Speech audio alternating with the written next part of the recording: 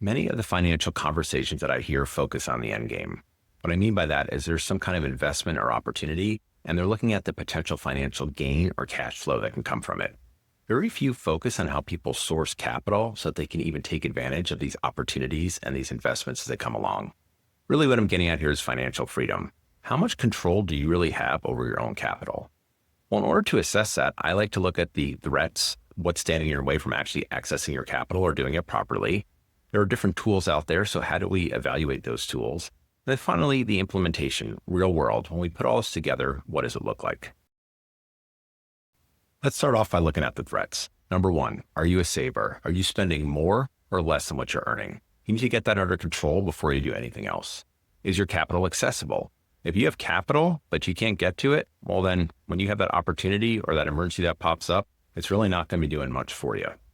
Next is timing or market risk. If you're forced to liquidate at an inopportune time, well, you're selling and losing money when you're going and acting on that deal or that emergency that pops up. Taxes. If every time you get access to your capital, you're forced to pay taxes, well, not only are you taking out the capital that you need for that opportunity or that emergency, but you're forced to take out extra to cover the taxes as well. Inflation. You may have access to that capital, but if you're in a situation where every single day that capital is sitting there waiting for that opportunity or that potential emergency that pops up, you're losing value, and that's not good either. Also, what happens if life doesn't go according to plan? Do you have access to capital in those situations? If you're relying on outside financing, you may never be approved if that's your go-to action when emergencies pop up. And then finally, do you have to qualify?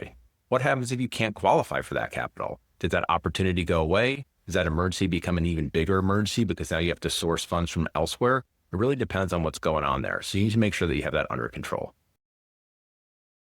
Now that we've looked at the threats, let's look at the tools. Now, I'm not going to go over every single tool that's out there, but what I am going to do is give you my criteria that I use when I'm evaluating these different tools when it comes to storing my capital. And I break it down into three sections: the building, the storage, and the accessibility.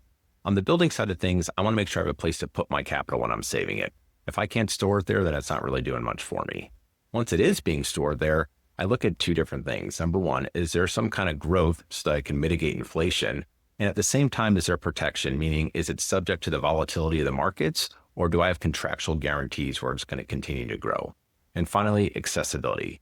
It may be doing these first two, but if I can't access that capital, it's not doing much good for me. And then when I do access that capital, are there tax concerns, or is there some kind of breakdown where I'm going to interrupt the growth? And so now I have, instead of having uninterrupted compound growth, I have interrupted growth, which means I'm going back to zero every time I access that capital. Finally, the implementation side. I like to look at this through two lenses, the good and the bad. On the good side, if you had an opportunity pop up, number one, could you actually access capital to take advantage of it? And then number two, if you did access that capital, what are the terms? What's it doing to the growth? What are the tax effects? So let's say you had a property that just popped up, a huge real estate deal. Would you even have the down payment to be able to take advantage of that? Or let's say there's some other kind of investment that your buddy just came up with and he goes, hey, if you do this right now, I'm guaranteeing a 10x in X number of years. Could you actually act on it, or would it be one of those things that passed you by? On the flip side, on the negative side, if there's some kind of an emergency, can you weather that storm? So first off, hopefully you're saving enough that you have enough capital that you can do that. But then number two, if you do access that capital, what does it actually do to those funds? Have you interrupted the growth? Are there tax consequences? These are all questions you need to be asking yourself. Really what I'm getting at here, when I look at all this and I go to that 30,000 foot view, what I'm getting at is having access to capital is extremely important. Yes, there are going to be deals. Some are going to be better than others, but it's not about finding the perfect deal. It's making sure that I have access to capital. So when the right deal does come along, I can pounce on it and take advantage of it. And I'm not there on the sidelines watching it go by. All right. If you found this video useful, go ahead and like it. If you want more information like this, go ahead and subscribe. If you're interested in the next step, go to my Start Here page linked in both the description and the comments. Thanks for watching.